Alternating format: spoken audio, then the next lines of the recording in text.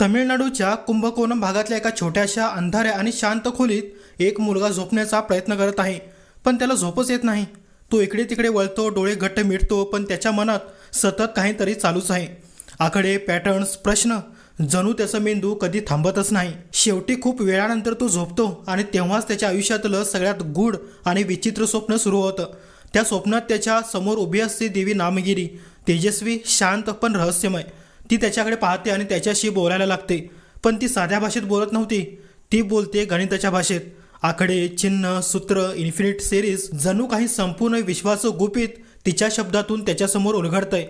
तो मुलगा स्तब्ध होऊन ते पाहत राहतो आणि अचानक तो घाबरून जागा होतो. त्याच्या कपाळावर घाम असतो, पण डोळ्यात मात्र एक वेगळीच चमक असते. तो एक सेकंदही वाया घालवत नाही. लगेच उठतो, आपली स्लेट घेतो आणि वेड्यासारखा काहीतरी लिहायला सुरुवात करतो. तो जे लिहितोय ते साधं नाही. त्या इक्वेशन्स इतक्या गुंतागुंतीच्या असतात की त्या काळातील मोठे मोठे गणितज्ञ सुद्धा त्या लगेच समजू शकणार नाहीत. पण सगळ्यात मोठा प्रश्न असा, हे सगळे त्याच्या डोक्यात येतं तरी कुठून? तो स्वतःही ते एक्सप्लेन करू शकत नाही, कारण त्याचा ठाम विश्वास असतो की ही सगळी सूत्र त्याला देवी स्वतः सांगते. आणि ह्याच विश्वासावर तामिळनाडूच्या एका छोट्याशा खोलीतून सुरू झालेला हा प्रवास पुढे जाऊन जगातील सर्वात मोठ्या आणि प्रतिष्ठित विद्यापीठापर्यंत पोहोचतो. त्या मुलाचं नाव आहे श्रीनिवास रामानुजन. एक असा मुलगा ज्याने कधीही प्रॉपर फॉर्मल एज्युकेशन पूर्ण केलंच नाही, पण तरीही तो जगातील सर्वात महान गणितज्ञांपैकी एक बनतो. इतकंच नाही तर त्याचं नाव पुढे जाऊन आयझॅक न्यूटन आणि चार्ल्स डार्विन यांसारख्या महान व्यक्तींसोबत घेतलं जातं. पण हे सगळं घडलं कसं? एक साधा गरीब कुटुंबातला मुलगा जगाच्या इतिहासात एक आपली अमिट छाप कशी सोडतो? तर 1887 साली कावेरी नदीच्या काठावर असलेल्या एका छोट्याशा गावात ही कथा सुरू होते. कोमलतमल नावाची एक तरुण स्त्री मंदिरात भजन गात असते. तिचा आवाज भक्तीने भरलेला असतो आणि गावातल्या लोकांचा तिच्यावर प्रचंड विश्वास असतो. तिचा नवरा एका साडीच्या दुकानात क्लर्क म्हणून काम करतो. महिन्याला फक्त 20 रुपये कमावतो.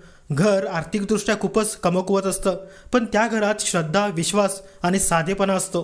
22 डिसेंबर 1887 रोजी त्यांच्या आयुष्यात एक मोठा बदल होतो. त्यांच्या घरी मुलगा जन्माला येतो. त्यावेळी कुणालाही कल्पना नसते की हा छोटासा मुलगा एक दिवस गणिताच्या जगात क्रांती घडवणार आहे. पण सुरुवातीपासूनच त्याचं आयुष्य सोपं नव्हतं. वयाच्या फक्त 2 वर्षाचा असताना त्याला स्मॉलपॉक्स होतो. त्या काळात हा आजार म्हणजे जवळजवळ मृत्यूची शिक्षाच. त्याची आई दिवसरात्र देवाकडे प्रार्थना करते, नीम आणि हळदीच्या पाण्याने त्याला स्वच्छ करते आणि अखेर एक दिवस चमत्कार घडतो. तो वाचतो, पण नशीब इतकं दयाळू नसतं. त्याचे 3 भाऊ बहिणी या आजारातून वाचू शकत नाहीत. एक भाऊ 3 महिन्यातच मरतो, एक बहीण पुढच्या वर्षी जाते आणि आणखी एक भाऊ पहिल्याच वर्षात मृत्युमुखी पडतो. लहान वयातच रामानुजन मृत्यू, दुःख आणि संघर्ष पाहतो. या सगळ्या अनुभवांनी त्याचं मन अधिक गंभीर आणि वेगळंच बनतं. तो एका छोट्याशा घरात वाढतो. घर गरीब असतं, पण आईच्या भक्तीमुळे समाजात सन्मान मिळतो. लहानपणापासूनच तो वेगळा दिसतो. तो फक्त शिकत नाही, तर तो विचारसुद्धा करतो. सतत प्रश्न विचारतो. आकाशाचा शेवट कुठे आहे? ढग किती दूर आहेत? जगातला पहिला माणूस कोण होता? हे प्रश्न त्याच्या वयाच्या मुलांसाठी नव्हतेच. शिक्षकांकडे अनेकदा उत्तर देखील नसतं आणि याचं शिक्षकांकडे अनेकदा उत्तर सुद्धा नव्हतं. आणि हळूहळू त्याचा शाळेतला रस कमी होतो. एक दिवस तो शाळेत जाणं बंद करतो. परिस्थिती इतकी बिघडते की त्याला परत आणण्यासाठी घरच्यांना पोलीस बोलवावा लागतो.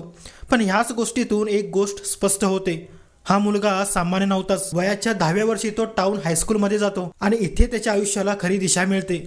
शाळेत तो गणित शिकतो आणि घरी आईकडून रामायण, महाभारत ह्यासारख्या कथा ऐकतो. त्याच्या आईचा ठाम विश्वास असतो की रामानुजनचा मेंदू हे देवीचं वरदानच आहे आणि रामानुजन सुद्धा तेच मानतो. वयाच्या 13व्या वर्षी तो आपल्या वर्गातल्या सगळ्यांपेक्षा खूप पुढे जातो. तो ट्रिग्नोमेट्री स्वतः शिकतो, कॉम्प्लेक्स प्रॉब्लेम सोडवतो आणि सगळे रिझल्ट्स आपल्या नोटबुकमध्ये लिहून ठेवतो. तो इतर विद्यार्थ्यांकडून पुस्तके घेतो, ॲडव्हान्स्ड कॉन्सेप्ट स्वतः शिकतो. कोणताही फॉर्मल गायडन्स नाही, तरीसुद्धा तो पुढे जातच राहतो. यानंतर 1903 साली त्याच्या आयुष्यात एक मोठा टर्निंग पॉईंट येतो. त्याच्या हातात एक पुस्तक लागतं, a synopsis of elementary results in pure and applied mathematics. तर या पुस्तकात 500 थिरम्स असतात, पण प्रूफ्स नसतात. आणि इथून सुरू होतो त्याचा खरा प्रवास. तो प्रत्येक थ्योरम प्रूव्ह करायला लागतो. एक थ्योरम संपली की दुसरी, मग तिसरी, आणि या प्रक्रियेत तो फक्त प्रूफच नाही तर नवीन फॉर्म्युला सुद्धा तयार करतो. त्याचा मेंदू जणू एका वेगळ्या स्तरावर काम करत असतो. एका वर्षातच त्याची नोटबुक पूर्णपणे भरते, पण त्याच वेळी त्याच्या आयुष्यात संघर्ष वाढतो. इंग्लिश त्याच्यासाठी मोठी अडचण होती. तो मॅथ्समध्ये ब्रिलियंट आहेच, पण इंग्लिशमध्ये मात्र तो फेल होतो. त्याची स्कॉलरशिप काढून घेतली जाते. घराकडे पैसे नाहीत. तो कॉलेजसुद्धा सोडतो.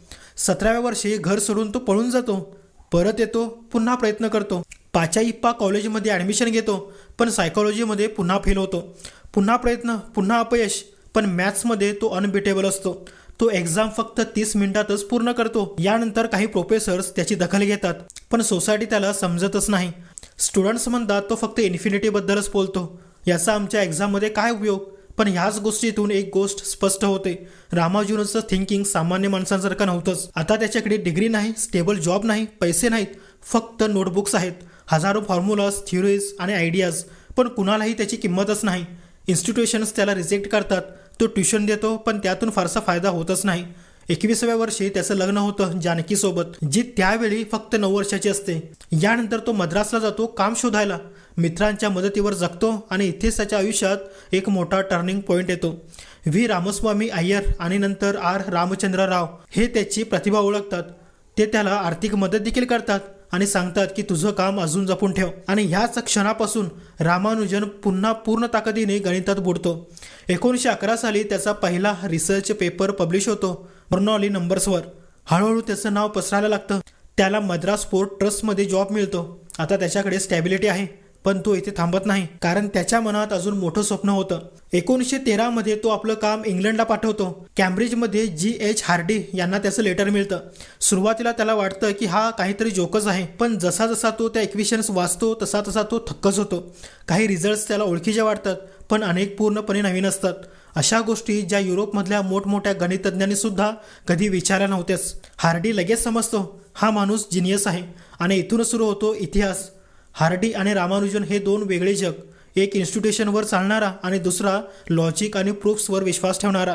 पण ह्याच कॉम्बिनेशनमुळे तयार होतं एक असं पार्टनरशिप जे गणिताच्या इतिहासात अमर होतं.